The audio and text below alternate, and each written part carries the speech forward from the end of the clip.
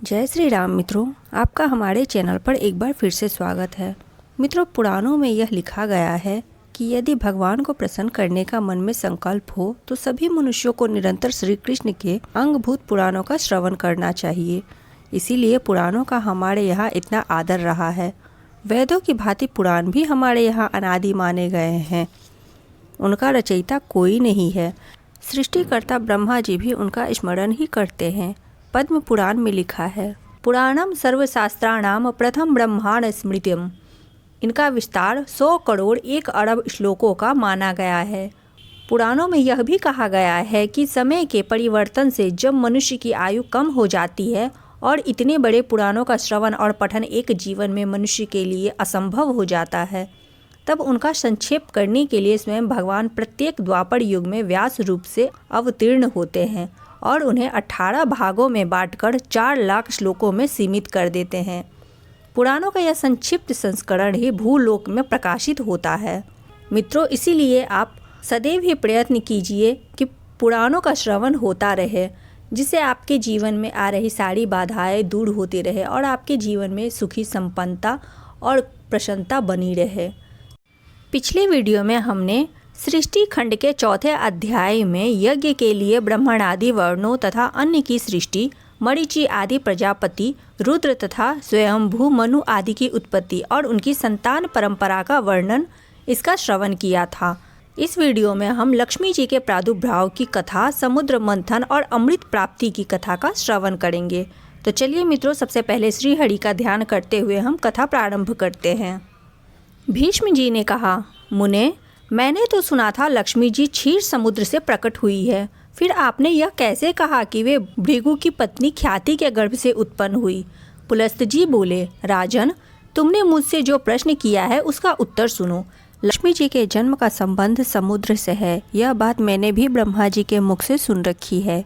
एक समय की बात है, दैत्यों और दानवों ने बड़ी भारी सेना लेकर देवताओं पर चढ़ाई की। दैत्यों के सामने देवता परास्त हो गए। तब इंद्र आदि समुद्र देवता अग्नि को आगे करके ब्रह्मा जी की शरण में गए। वहां उन्होंने अपना सारा हाल ठीक ठाक कह सुनाया। ब्रह्मा जी ने कहा, तुम लोग मेरे साथ भगवान की शरण में चलो। यह कहकर वे संपूर्ण देवताओं को साथ ले क्षीर सागर के उत्तर तट पर गए और भगवान वासुदेव को संबोधित करके बोले, विष्णु, शीघ्र उठिए और इन देवताओं का कल्याण कीजिए। आपकी सहायता न मिलने से दानव इन्हें बारंबार परास्त करते हैं। उनके ऐसा कहने पर कमल के समान नेत्र वाले भगवान अंतर्यामी पुरुषोत्तम ने देवताओं के शरीर की अपूर्व अवस्था देखकर कहा, देवगण, मैं तुम्हारे तेज की वृद्धि करूँगा। मैं जो उपाय बतलाता हूँ उसे तुम लोग करो। दैत्यों के साथ मिलकर सब प्रकार की औषधियाँ ले आओ और उसे क्षीर सागर में डाल दो। फिर मंदराचल को मथानी और वासुकी नाग को नैती रस्सी बनाकर समुद्र का मंथन करते हुए उससे अमृत निकालो। इस कार्य में मैं तुम लोगों की सहायता करूँगा। समुद्र का मंथन करने पर जो अमृत निकलेगा उसका पान करने से तुम लोग बलवान और अमर हो जाओगे। देवाधिदेव भगवान के ऐसा कहने पर समुद्र देवता दैत्यों के साथ संधि करके अमृत निकालने के यत्न में लग गए। देव, दानव और दैत्य सब मिलकर सब प्रकार की औषधियाँ ले आए और उसे क्षीर सागर में डालकर मंदराचल को मथानी एवं वासुकी नाग को नैती बनाकर बड़े वेग से मंथन करने लगे। भगवान विष्णु की प्रेरणा से सब देवता एक साथ रहकर वासुकी के पूंछ की ओर हो गए और दैत्यों को उन्होंने वासुकी के सिर की ओर खड़ा कर दिया। भीष्म जी, वासुकी के मुख की सांस तथा विषाग्नि से झुलस जाने के कारण सब दैत्य निस्तेज हो गए। क्षीर समुद्र के बीच में ब्रह्मवेताओं में श्रेष्ठ भगवान ब्रह्मा तथा महातेजस्वी महादेव जी कच्छप रूपधारी श्री विष्णु भगवान की पीठ पर खड़े हो अपनी भुजाओं से कमल की भांति मंदराचल को पकड़े हुए थे तथा स्वयं भगवान श्री हरि कूर्म रूप धारण करके क्षीर सागर के भीतर देवताओं और दैत्यों के बीच में स्थित थे। वे मंदराचल को अपनी पीठ पर लिए डूबने से बचाते थे। तदंतर जब देवता और दानवों ने क्षीर समुद्र का मंथन आरंभ किया, तब पहले पहल उससे देव पूजित सुरभि कामधेनु का आविर्भाव हुआ, जो हविष्य, घी, दूध की उत्पत्ति का स्थान मानी गई है। तत्पश्चात वारुणी मदिरा देवी प्रकट हुई, जिसके मद भरे नेत्र घूम रहे थे। वह पग पग पर लड़खड़ाती चलती थी। उसे अपवित्र मानकर देवताओं ने त्याग दिया। तब वह असुरों के पास जाकर बोली, दानवों, मैं बल प्रदान करने वाली देवी हूँ, तुम मुझे ग्रहण करो। दैत्यों ने उसे ग्रहण कर लिया। इसके बाद पुनः मंथन आरंभ होने पर पारिजात कल्प वृक्ष उत्पन्न हुआ, जो अपनी शोभा से देवताओं का आनंद बढ़ाने वाला था। तदनंतर 60 करोड़ अप्सराएं प्रकट हुई, जो देवता और दानवों की समस्या रूप से भोग्या है। जो लोग पुण्य कर्म करके देवलोक में जाते हैं, उनका भी उनके ऊपर समान अधिकार होता है। अप्सराओं के बाद शीतल किरणों वाले चंद्रमा का प्रादुर्भाव हुआ, जो देवताओं को आनंद प्रदान करने वाले थे। उन्हें भगवान शंकर ने अपने लिए मांगते हुए कहा, देवताओं, ये चंद्रमा मेरी जटाओं के आभूषण होंगे, अतः मैंने इन्हें ले लिया। ब्रह्मा जी ने बहुत अच्छा कहकर शंकर जी की बात का अनुमोदन किया। तत्पश्चात कालकूट नामक भयंकर विष प्रकट हुआ। उससे देवता और दानव सबको बड़ी पीड़ा हुई। तब महादेव जी ने स्वेच्छा से उस विष को लेकर पी लिया। उसके पीने से उनके कंठ में काला दाग पड़ गया। तभी से वे महेश्वर नीलकंठ कहलाने लगे। क्षीर सागर से निकले हुए उस विष का जो अंश पीने से बच गया था, उसे नागों सर्पों ने ग्रहण कर लिया। तदनंतर अपने हाथ में अमृत से भरा हुआ कमंडल लिए धन्वंतरी जी प्रकट हुई। वे श्वेत वस्त्र धारण किए हुए थे। वैदराज के दर्शन से सबका मन स्वस्थ एवं प्रसन्न हो गया। इसके बाद उस समुद्र से उच्चैश्रवा घोड़ा और ऐरावत नामक हाथी, ये दोनों क्रमशः प्रकट हुए। इसके पश्चात क्षीर सागर से लक्ष्मी देवी का प्रादुर्भाव हुआ, जो खिले हुए कमल पर विराजमान थी और हाथ में कमल लिए थी। उनकी प्रभा चारों ओर छिटक रही थी। उस समय महर्षियों ने श्री सूत का पाठ करते हुए बड़ी प्रसन्नता के साथ उनका स्तवन किया। साक्षात क्षीर समुद्र ने दिव्य पुरुष के रूप में प्रकट होकर लक्ष्मी जी को एक सुंदर माला भेंट की, जिसके कमल कभी मुरझाते नहीं थे। विश्वकर्मा ने उनके समस्त अंगों में आभूषण पहना दिए। स्नान के पश्चात दिव्य माला और दिव्य वस्त्र धारण करके जब वे सब प्रकार के आभूषणों से विभूषित हुई, तब इंद्र आदि देवता तथा विद्याधर आदि ने भी उन्हें प्राप्त करने की इच्छा की। तब ब्रह्मा जी ने भगवान विष्णु से कहा, वासुदेव, मेरे द्वारा दी हुई इस लक्ष्मी देवी को आप ही ग्रहण करें। मैंने देवताओं और दानवों को मना कर दिया है, वे इन्हें पाने की इच्छा नहीं करेंगे।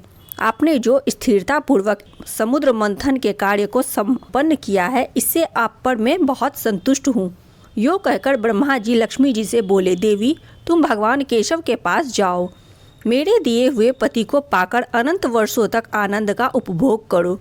ब्रह्मा जी के ऐसा कहने पर लक्ष्मी जी समस्त देवताओं के देखते देखते श्रीहरि के वक्ष स्थल में चली गई और भगवान से बोली, देव, आप कभी मेरा परित्याग न करें।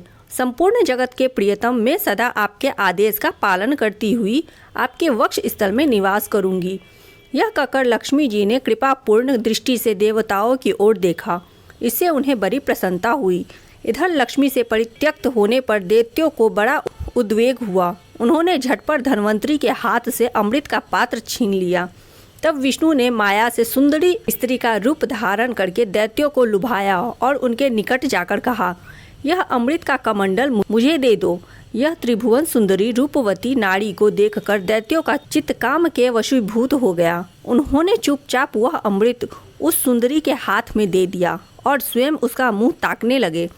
दानवों से अमृत लेकर भगवान ने देवताओं को दे दिया और इंद्र आदि देवता तत्काल उस अमृत को पी गए। यह देख दैत्यगण भांति भांति के अस्त्र शस्त्र और तलवारें हाथ में लेकर दैत्यों पर टूट पड़े, परंतु देवता अमृत पीकर बलवान हो चुके थे। उन्होंने दैत्य सेना को परास्त कर दिया। देवताओं की मार पड़ने पर दैत्यों ने भागकर चारों दिशाओं की शरण ली और कितने ही पाताल में घुस गए। तब संपूर्ण देवता आनंद मग्न हो शंख चक्र और गदा धारण करने वाले भगवान श्री विष्णु को प्रणाम करके स्वर्गलोक को चले गए। तब से सूर्य देव की प्रभा स्वच्छ हो गई। वे अपने मार्ग से चलने लगे। भगवान अग्निदेव भी मनोहर दीप्ति से युक्त हो प्रज्वलित होने लगे तथा सब प्राणियों का मन धर्म में संलग्न रहने लगा। भगवान विष्णु से सुरक्षित होकर समस्त त्रिलोकी श्री संपन्न हो गए। उस समय समस्त लोकों को धारण करने वाले ब्रह्मा जी ने देवताओं से कहा, देवगण, मैंने तुम्हारी रक्षा के लिए भगवान श्री विष्णु को तथा देवताओं के स्वामी उमापति महादेव जी को नियत किया है। वे दोनों तुम्हारे योगक्षेम का निर्वाह करेंगे। तुम सदा उनकी उपासना करते रहना, क्योंकि वे तुम्हारा कल्याण करने वाले हैं। उपासना करने से ये दोनों महानुभाव सदा तुम्हारे क्षेम के साधक और वरदायक होंगे। ये कहकर भगवान ब्रह्मा अपने धाम को चले गए। उनके जाने के बाद इंद्र ने देवलोक की राह ली। तत्पश्चात श्रीहरि और शंकर जी भी अपने अपने धाम बैकुंठ एवं कैलाश में जा पहुँचे। तदनंतर देवराज इंद्र तीनों लोक की रक्षा करने लगे। महाभाग, इस प्रकार लक्ष्मी जी क्षीर सागर से प्रकट हुई थी। यद्यपि वे सनातनी देवी है, तो भी यह एक समय भृगु की पत्नी ख्याति के गर्भ से भी उन्होंने जन्म ग्रहण किया था। आज की कथा यहीं संपन्न होती है मित्रों। अगले कथा में हम सती का देह त्याग और दक्ष यक्ष विध्वंस कथा का श्रवण करेंगे। वीडियो को एक लाइक और चैनल को सब्सक्राइब अवश्य कर दीजिएगा। और यदि आपने पिछले वीडियो नहीं देखी है तो कृपया करके पिछले वीडियो का भी श्रवण कीजिए। अब मिलते हैं अगले वीडियो में। तब तक के लिए जय सिया राम।